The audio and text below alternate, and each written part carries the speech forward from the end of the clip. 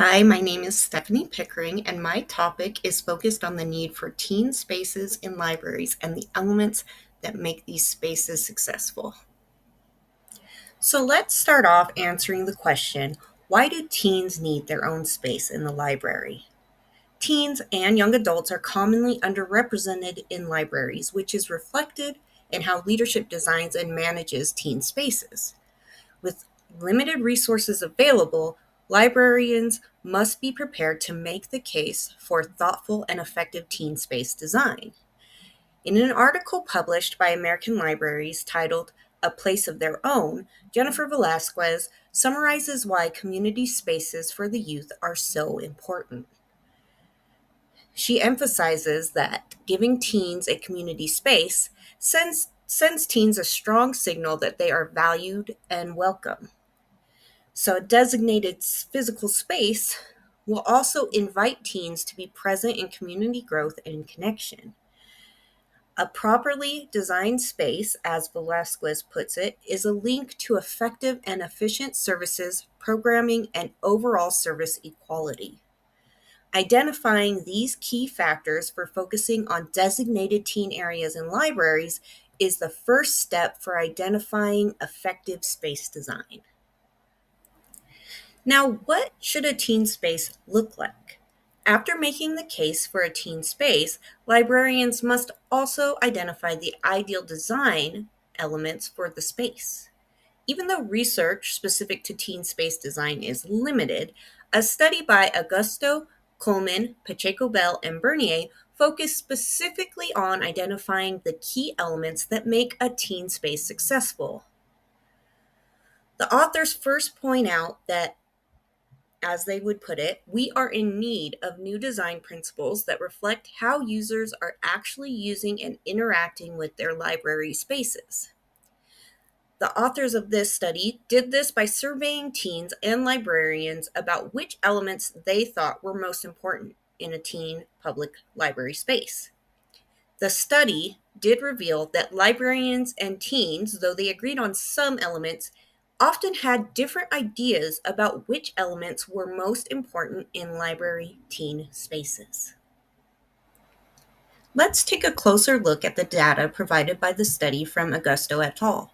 The article provided this table on what teens and librarians identified as important elements. This data specifically highlights where teens and librarians have different views about design elements. Although both groups placed high importance on comfortable furniture, library materials, and study space, there were a few elements that librarians believed to be more important than teens did. These elements were the library displays, the group use space, and clear boundaries for the teen space. I want to specifically highlight the teen space boundaries data. 36% of librarians responded that clear demarcation of the teen space was important, while only 10% of teens agreed. This divergence can demonstrate a common pitfall that some libraries may fall into. Velasquez specifically warns of the potential for managers to view dedicated teen space as a means to segregate teens from the general population. Sometimes this segregation is discriminatory, but this study shows that librarians may believe that teens want more separation from the rest of the library than they really do. Another large discrepancy that's important to look at is seen in the responses related to library displays. Librarians generally find the displays an important design element, likely because they are the ones that design and create them. Teens may view the displays as less important because they do not have any official ownership over that specific aspect of the teen space. This data clearly shows that librarians may have different priorities for the needs of teens in their community and would benefit from inquiring what local teens value most from their space. So, what do teens need in their spaces? The study by Augusto et al. Revealed some important themes to consider when designing a teen space and provided some insight into the design process itself. The authors highlighted that the themes both librarians and teens mentioned frequently included the importance of access to technology, study and leisure spaces, leisure reading and media resources, and appealing furniture and lighting. The discrepancies for some themes indicate that teen input should also be gathered during the design process. Each community will have different needs, so collecting teen input is the best way to make an effective space for your community's library. Other sources also stress the importance of teen input and participation when designing a teen space. The Young Adult Library Services Association, or YALSA, supports the importance of teen input by providing guidelines specifically focused on seeking feedback from teens in the community.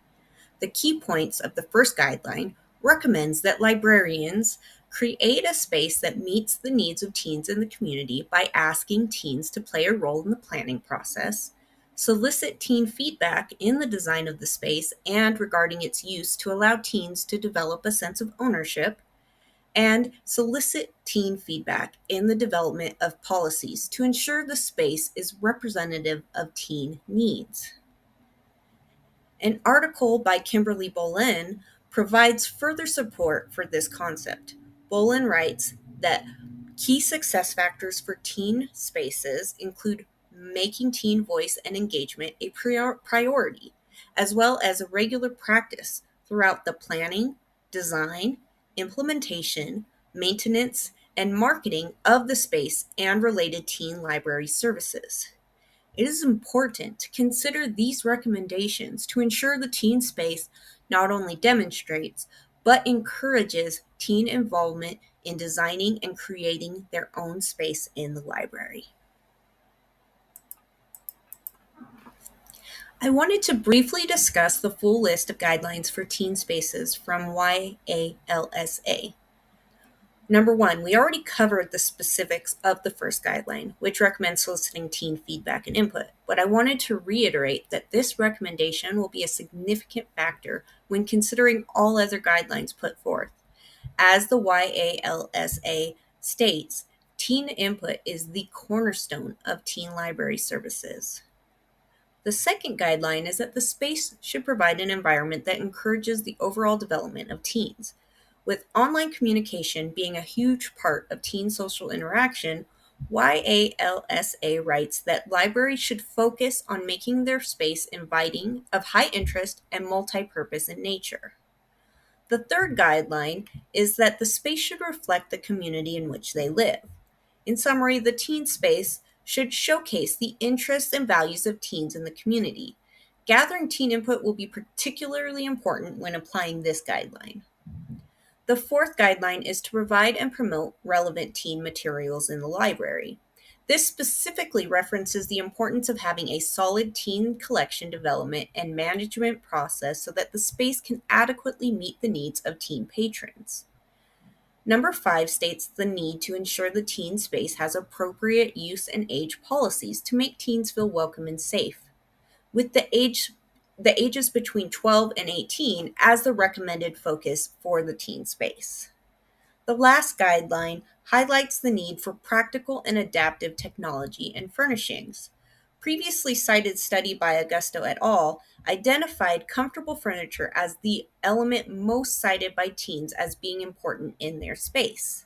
The furnishings should also be multifunctional and preferably rearrangeable to adapt to the needs of different teens and any relevant teen programming.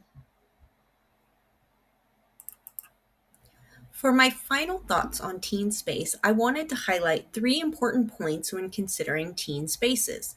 First, that community input is vital to ensure that the space meets the needs of teen patrons from the community. Second, following the guidelines laid out by YALSA is a great place to start when planning and managing the teen space. And finally, it is important to remember that librarians are the advocates for effective teen spaces. They work often with limited resources to ensure that the library can be a welcoming and safe space for young adults in the community to gather and grow together. Hello, my name is Santina, and I will be discussing programming and the Teen Advisory Board. So let's take a look at why our programming for teens is not as successful as we would like it to be. And one of those reasons is we need to step away from the 19th century model of programming. So, teen librarians and staff, we should not be coming up with ideas for programming without teen input. The barrier of approving teen programming ideas before implementation also needs to be removed. We really need to be encouraging teens to have ownership over their programming. And this means that teens need to be invited and consulted with on ideas for teen programming. YALSA YALSA's Teen Programming Guidelines advocates for the involvement of teens in programming. And Guideline 3.0 specifically states or facilitates teen-led programs states, when teens take the lead on all aspects of library programming, they grow as leaders and decision makers, becoming more proactive, confident, and independent. So, what we as the library should be achieving or striving for specifically is Guideline 3.4, which states involve teens in every step of the programming process. And this includes design, marketing, hosting, and evaluation. So, our role as teen librarians and teen staff should be in the role of facilitating the program rather than acting as the leader and as the expert, which is a great way, or this is a great time to segue into the Teen Advisory Board, because having a Teen Advisory Board is a great way of making that first step to getting teen input on what their library programming looks like. And the great thing about the fact that we have a teen advisory board is that we are already in compliance with YALSA's teen programming guidelines. We just need to take a look at how we have our program designed, and that means we're going to need to do a complete program redesign. And so, what is that going to specifically look like? That means that the purpose and the mission of the group needs to be truly in the interest of the teens. Excuse me. It needs to be a program that is also truly engaging and beneficial, or teens aren't going to want to participate. And participation in the Teen Advisory Board, or whatever name we come up with, should also count towards volunteer hours for graduation requirements. And lastly, what a program redesign is going to look like or means is that, again, we as librarians and teen services staff, we need to step back and we need to facilitate rather than lead. That is now going to be the job of the teens in this group. They are now going to solely be coming up with their ideas for programming and implementing these ideas. And our job as librarians and teen services staff is to support them in achieving these goals. And let's take a look at some other library systems and what they are doing when it comes to a teen advisory board. So we are going to be, or I will be talking about Pierce County Library System and the Oakland Public Library. Pierce County Library System is located in Tacoma, Washington, and Oakland Public Library is located in Oakland, California. Both systems have some sort or some version of a teen advisory board, but they use a different name. And they also have a more solid framework for what the program model is. PCLS uses the name Teen Council, and OPL uses the name Teen Leadership, which also encompasses the Teen Advisory Board. Both library systems also have some sort of volunteer hours or community service hours or service credit hours for participation and leadership training development. And this is a great demonstration of making this a very beneficial and engaging program for teens. This is going to help them, get their credit towards graduation. And also, hopefully, in the process, they're going to gain a better love for the library because they are doing that through a leadership role because they are taking ownership of their teen programming. So, we are going to take a look at what some experts in the field say.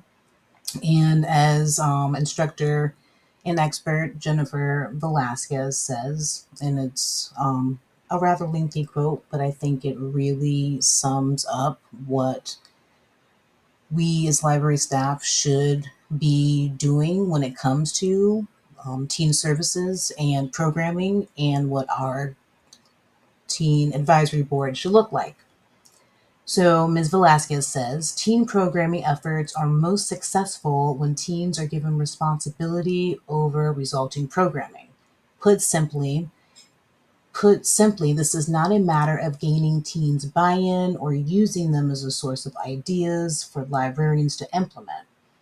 When teens suggest an activity and they are put fully in charge of it, they are invested in the outcome and will work towards positive results like attendance at a program, the completion of a given activity, or the creation of a product. And again, that is from Jennifer Velasquez out of her book, Real World Teen Services. And again, I think that statement really sums up what our library programming should be. And I just want to end on pointing out again what Yalsa has to say. And I think this is really something that we should be striving to do. I'm just going to read the quote again. When teens take the lead on all aspects of library programming, they grow as leaders and decision makers and become more proactive, confident, and independent. So, again, thank you and enjoy the rest of the presentation. Hi everyone, my name is Lily Jacobs. I'm going to be talking about the youth services model. We're going to start by talking about what it is and how it originated. Then we're going to talk about how this model can be a disservice to teens and why they need their own space. We are going to consider a case study of a library that implemented a teen space program and consider how these teen-driven spaces are a better alternative to the youth services model.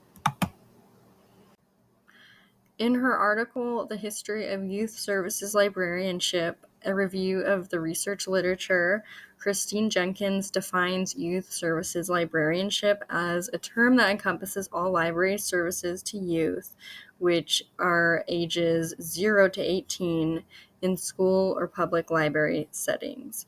So can be any kind of kids or teen program in a public library. Some libraries bundle tween or teen programming together, creating a hybrid instead of a separate children's, tweens, teens areas. So these terms in public libraries started originating in the 1850s into the 1900s, where youth librarianship was just beginning to become a field that librarians and educators were paying attention to.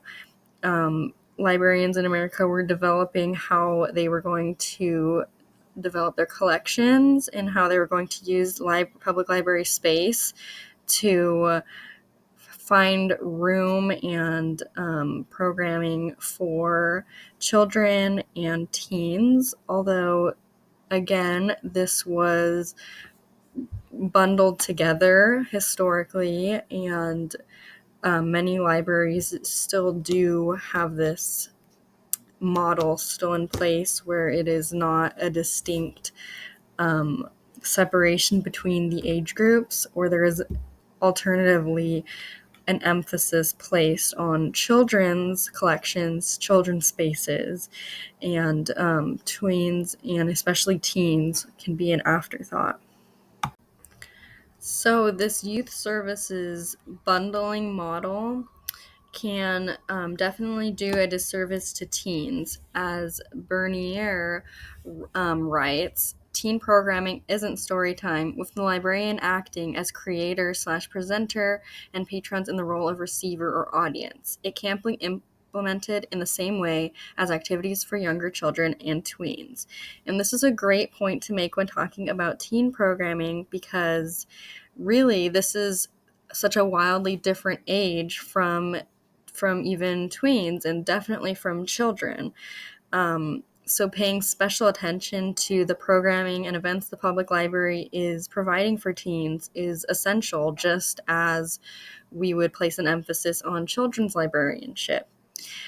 Additionally, when programs are not inclusive of teens' needs, a result of that can be isolation, teens not wanting to attend the library, a sharp attendance drop in events, and younger kids coming to events that the library does make for teens can deter them in the same way as they will not be able to relate to tweens, which is a good point as to why it's important to make that age distinction, such as this teen space is for ages 13 to 17 or so on.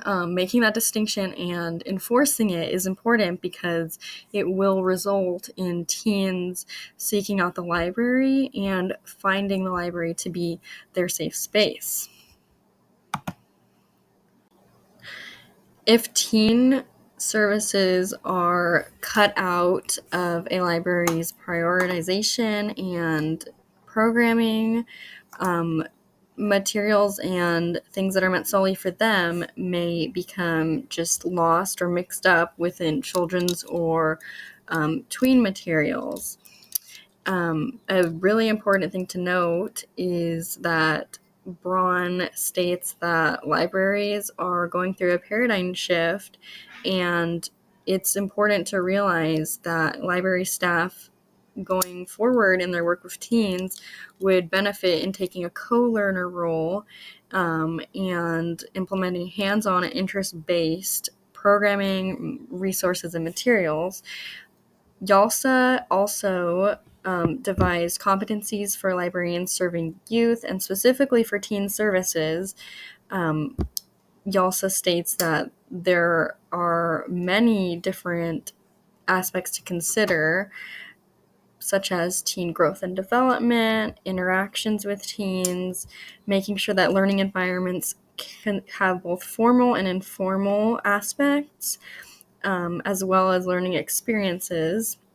Engaging the youth and giving them leadership roles can empower the youth, and taking into account multicultural differences and responsiveness to library programs.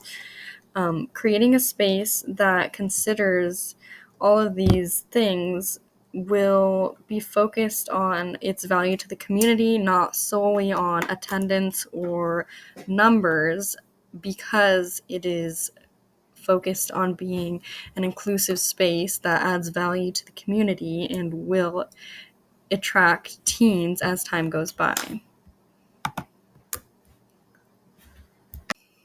Now we're going to look at a case study of an example of how a public library implemented a very strong teen services model during a period that was marked by a lot of authoritarian public policy, high incarceration rates, and low public school attendance and unrest within the public school system. Bernier's case study on the Los Angeles Public Library's implementation of their Teenscape programming is a great example of how paying a lot of attention to teens and pouring energy into their programming as opposed to just bundling them with children and tweens is very beneficial for the community. Bernier writes that local youths named Teenscape when it opened 2 years after the 1992 LA riots. They wanted the name not only to reflect a territory of escape, but also to suggest a measure of ownership and community. Right off the bat, teens are taking ownership of this program because librarians have decided that they are worthy of having their own space, and teens will know that that is a measure of their value in the community, and they will give back to it. Its importance of it being a third space is definitely underlined here, especially since this was a period characterized by teens going through a lot of socioeconomic and public policy issues that affected them. This Teenscape zone consisted of a lot of different areas. There's a living room area which had a TV and different kind of media options like DVDs, CDs. The lounge zone had just comfortable furnishings. There was also a lot of different characters from media that were very popular at the time, such as Star Wars, Buffy the Vampire Slayer. So there was a lot of attention being paid to what teens were interested in at the moment. Of course, there was a study lounge as well for quiet area of studying, and this commitment to creating an all-inclusive space, which consisted of areas for teens to talk and gather in groups, as well as to study on their own, showed how the Los Angeles Public Library created an environment that was solely for teens and not for other age groups. To conclude, a solely youth services model that doesn't have a distinct and strong teen space branch is not effective, and it doesn't address the needs of teens. As Linda Braun writes, at the lower rungs of the ladder, in which young people are manipulated, treated as decoration, or tokenized, youth may have a chance to say what they think, but no opportunity to explore or act on their ideas. Taking into account teens' very real and important experiences is a valuable part of librarianship, and a teen-driven space is one in which their voices are heard and recognized, and they are treated as distinct members of the population. Just as you would not treat a child in the same way as an adult, there is a way to engage with and stimulate teens, and cutting teen spaces out of the equation will cut themselves out of becoming a part of the library, and they will not be able to participate in the programming. Because they're in a transitional stage and they're not adults yet, just having them either go to children's or tweens or adult is not successful and will not prove to bring teens to the library in any capacity. Hello, my name is Jennifer, and I will be discussing intellectual freedom for teens and why Teen Services advocates for and protects teens' right to access information. I will be covering topics including how teenagers are victims of censorship, why intellectual freedom for teenagers is so important, and how Teen Services protects teens' rights to intellectual freedom.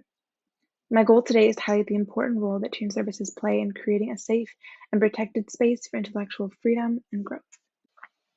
Let us first discuss how teens are victims of censorship. A really great way to take a look at the scope and extent of this issue is to look at the American Library Association's top 10 most challenged books of 2023 list. In this list, 9 out of the 10 books were young adult titles. Of these 9, 7 of those titles contained LGBTQIA+ themes. So this list tells us that censorship attempts are largely targeted towards young adult materials and that they are largely subject-based. In 2023, the American Library Association found that efforts to censor materials in schools and libraries increased by 65% compared to 2022, sitting at a total of 4,240 unique book titles. This is the highest number of attempted book bans since ALA began compiling data about censorship in libraries more than 20 years ago. So it's important to understand that censorship is an ongoing national phenomenon that teens are facing, and it's important that teen services are well equipped to be able to handle these challenges. Books Unbanned, an initiative started by the Brooklyn Public Library as a response to nationwide book banning, published a report in April 2024 titled, in their own words, Youth Voices on Books Unbanned. This report collected teen testimonials to understand how censorship impacts teenagers across the United States. The report found that the subject matter they could not access because of challenges, bans, restrictions, and other limitations were primarily targeted towards LGBTQIA and BIPOC-centered content. Specific themes of the targeted subject matter included racial and social justice, reproductive health and sexuality, and different or difficult life experiences, especially those portrayed in a historical context. So what this can tell us is that the efforts to censor young adult materials is a widespread national issue. The report also found that teenage library patrons around the world are facing restrictions to their intellectual freedom. A teen services department dedicated to combating attempts to restrict information access and silence teen voices is necessary to fight censorship against young adults.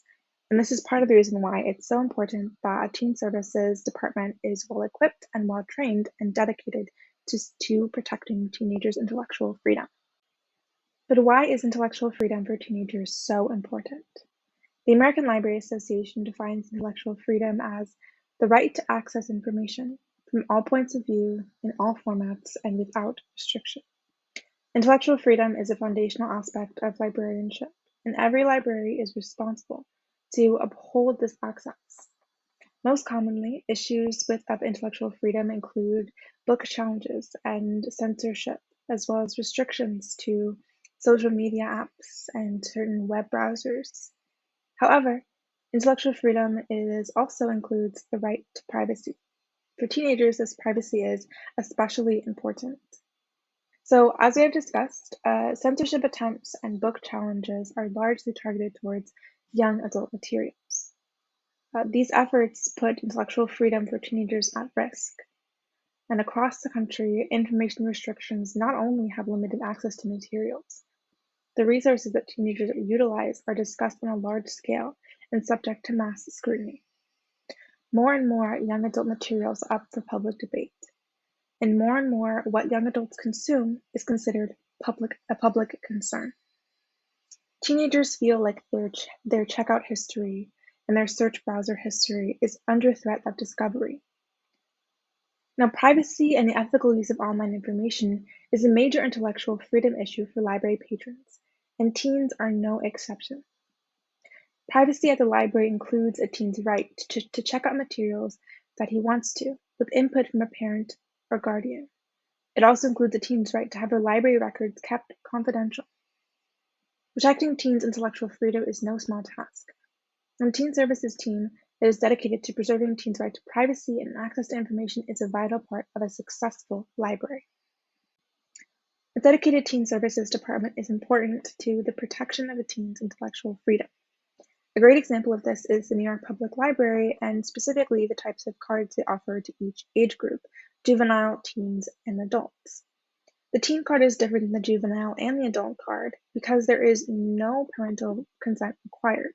There's no photo identification that is required, and a teen may choose to prevent their parent or guardian from having any access to the card at all. This differs a lot from the juvenile card, where a parent must sign off and give the child approval to have the card. This inherently makes the parent a bit more involved in the program and the functioning of the library card as a whole. The teen library card in the New York Public Library differs the same as an adult card, but the importance here is that it does not require photo identification. Most teenagers ages 13 to 17 don't have a government-issued ID, which is required for an adult card. So in this instance, it is not appropriate to say that a teenager should be able to get an adult card when the requirements for an adult card are hard to meet.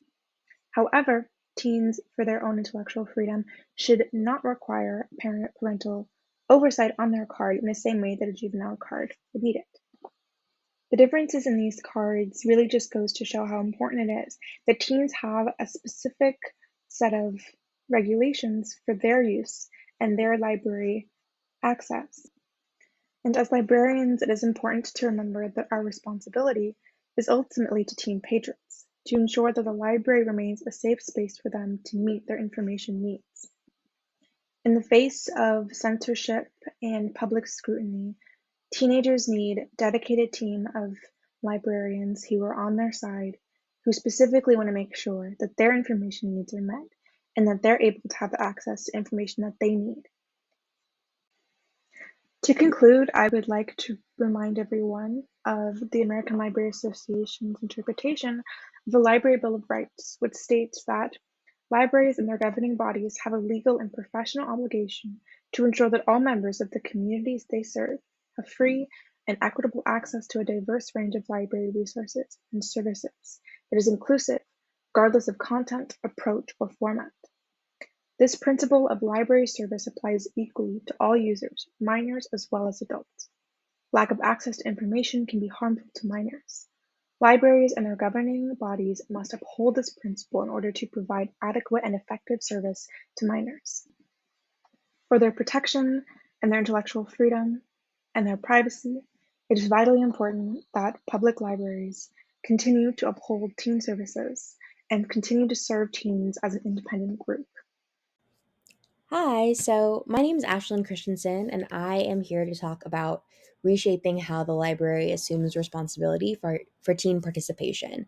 And in particular, how this reshaping necessitates that there is a teen librarian and a teen services model adopted into the library. So, oftentimes at the library and across many library systems, we find ourselves saying a lot of things related to, we know that teens and young adults are important. We want them in our libraries. Why aren't they showing up, right? Maybe we have hosted many teen programs, but it's mostly being attended by those like tween aged kids or by no one at all. Maybe we have a teen advisory board already, and people are showing up to those meetings, but not to the programs later on. Or, we have a great teen space, all of these things, but teens are still not showing up. And I think that that can often be discouraging when considering then wanting to add on teen services in and of itself outside of just a youth services model where teen and children are kind of mushed together into one when these are the circumstances that we're facing, right? But that isn't necessarily the case. And instead, I'm here to argue how having a separate teen services department, as well as specifically specialist teen services librarians, can really help to solve these missing puzzle pieces when it comes to getting teens into the door and into our library. So, a really significant piece of this puzzle is completely reshaping the way that we think of the role of the librarian when it comes to teen services. So, we are shifting largely from this model of being the creator of the program who comes up with this really great, fun idea and just needs to implement it and get kids to come to it and get teens to come to it, to a facilitator instead, where we are asking the teens themselves to create these programs, design these programs, and we are really just there to help navigate that space for them to provide resources for them. And it's really less about our ideas and more about how we can help make those teens' ideas real. So moving from creator to facilitator, and similarly moving from leader to an advocate for teens. So instead of the program honestly really being about us and whether or not our really great idea is the idea that's going to stick and work and make all of these teens come to the library, it's going to be the most successful program ever, to being a person who's really there just to advocate for teens' needs and teens' desires when it comes to library services. So being an advocate for connecting those teens to community resources, as well as, very importantly, being an advocate for getting those teens to feel like they have a sense of agency by supporting them when it comes to conversations with other adults in the building, right? So, really just banging the drum of the fact that teens deserve to be here and teens deserve to have agency over this space. And as well, advocating for the fact that getting to a point where these teen centered, truly teen centered programs are working and running smoothly. Is going to take some time. And so advocating for that with other library staff is really significant and important. So, of course, even with that reshaping, it leads to this question. Why does this even require a teen services librarian? Can't our children's librarian do this? We have staff who are doing programming for teens already within our youth services model. Can't they just handle this and do this reshaping? And in short, no. And the reason why that is not really possible, at least in the perspective of us here today, is really summarized well in this quote from Jennifer Velasquez in Teen Programming Value the Process Over the Product, an article from 2015 that I think is particularly relevant here. So she says, the method that I was using regarding teen programming was the same as the way that I, as a children's librarian, had planned programs for preschoolers. But teen programming isn't like story time. Teenagers simply don't have to be there. Participation can't mean offering young adults an opportunity to do a prescribed activity. They need to be placed in charge of their own programming experience. And so here it's clear that the way that we think about children's programming is completely different from the way that we should be thinking about teen programming and teen library services in general in order to get those teens in the door for a number of reasons, right? First of all, teens, for the most part, have more agency over what they do throughout the day. So a teen is not just going to be driven to the library with their parent and plopped down for story time, right?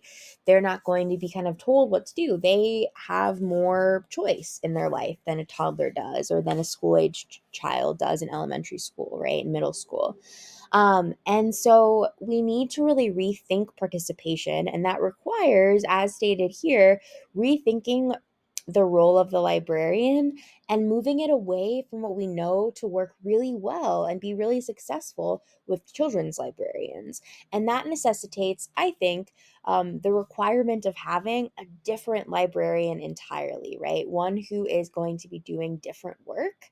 And I'm going to talk about that a little bit more on the next. So, to go over some of these responsibilities for this teen services librarian, I kind of made this mind map here to show why all of these responsibilities really do necessitate a different role from the children's librarian.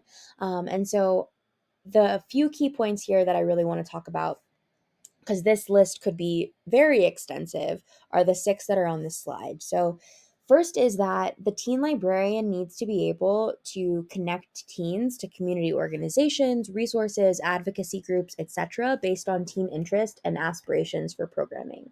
So, within this teen programming model that's really truly teen centered, teens are telling you, hey, we all got together today in the reading room and we were talking about how we really want to have um, an anime program because Comic Con's coming up and we're going to be going. So we want to do something at the library, right?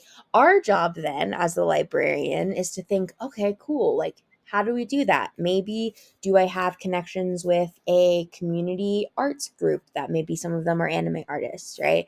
Do I have interests and information about what the kids want? Great. What the teens want?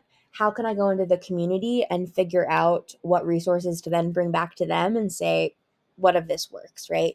We really have to have a specific and niche network related to teen interest in our specific community. And that requires, in and of itself, a significant amount of work, right, to build these networks and to be able to then provide those resources for teens. Additionally, the teen librarian has the responsibility to be a facilitator through also facilitating the library space for teens to plan programming together. So that teen librarian needs to be responsible for having a room reserved because the teens say, hey, every other Wednesday we're meeting and we're going to be talking about teen programming, right? Or maybe that's something that's started by the librarian. Then the teens show up, it gets adapted to the times that work for them, right? The teen librarian needs to be responsible for kind of coordinating that and facilitating those spaces.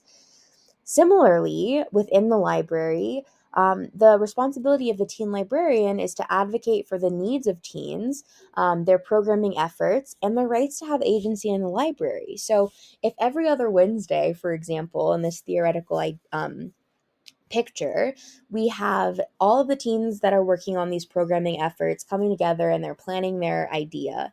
And let's say maybe another staff person is like, hey, we can't be reserving this room for the teens every other week unless there's going to be a specific program happening, right? Well, that means a couple of things. One, it becomes a specific program. That program is called Teen Program Planning, and it goes on the calendar, right? And it's there and it's a real program and we're collecting stats for it and we're advocating for the fact that that needs to happen. Similarly, we are advocating for this whole entire remodel, right? We're advocating for the fact that teens deserve to have agency over this and that it's going to work. That having this remodel is not just because theoretically we believe that teens deserve agency, which is true, but also that we know if we want teens in this building and we want teens showing up to programming, this is the way that's going to do it, right?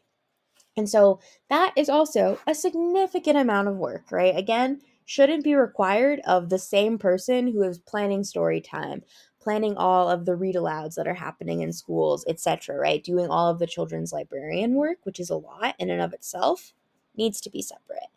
And then, in addition, right, we need to be engaging already with the teens that are in the library and kind of helping to create that change and facilitation of that transfer of power from me in charge to you in charge for the teens, right?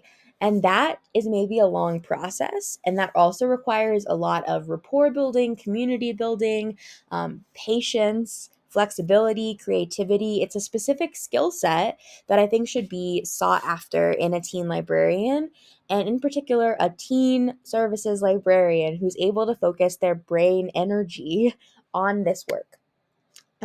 We also need to just go out and seek teens in the community. If we're already not seeing teens in the building in the first place, we need to be able to go out into the community, kind of in that network building process, and invite teens to participate in library efforts. And we need to do this through non traditional outreach. So, not just going to a school and saying, hey, the library's down the street, we have teen advisory board every Tuesday, you should come to it, but instead maybe offering some library services at a location, right? Saying, hey, we're going to do this like make and take program today here. I work at the library. We're really trying to get more teens here. We really want you to shape the way that the library looks when it comes to what we do with teens. That is going to be way more impactful than just saying, hey, I'm dropping off some flyers. I work at the library. Bye. I have to run to go catch my next children's program. Again, this is a significant effort and requires a teen services librarian who's able to really focus on this. And then lastly, we need to be able to advocate for teens and their rights in libraries regarding privacy and intellectual freedom. Teens have different needs, not just when it comes to programming, but also when it comes to the information that they're seeking. And they are faced with censorship in so many different ways that really having a teen services librarian who's there to study what is kind of the current trends in teen services librarians regarding censorship, regarding teen information needs, and their information seeking behaviors. that in and of itself, again, all of these are really big roles. And so doing this important work, again, really does require us to have a specific librarian who is working in teen services and can really specialize in it. Because as these 6 examples show, it is a niche role. If we're going to do it right, which I hope that we really all want to, because we want teens in our building, it requires a lot of labor, and that requires another person who is here to really focus in on that outside of the efforts that we do for our children in the library. All right, and lastly, if I can maybe be a little tongue-in-cheek here, this is another quote from Jennifer Velasquez from Teen Programming Value Process Over Product. Again, that I think really summarizes what I hope that we are really driving home today, which is that if you've managed to find a reason why each of those things would be impossible, reshaping the role of the librarian, having non-traditional outreach, having a person be an advocate for teens in the library specifically, etc., right? I implore you, once again, check yourself. It's your job, it's our job, to engage the youth in our community and to begin the process of participation.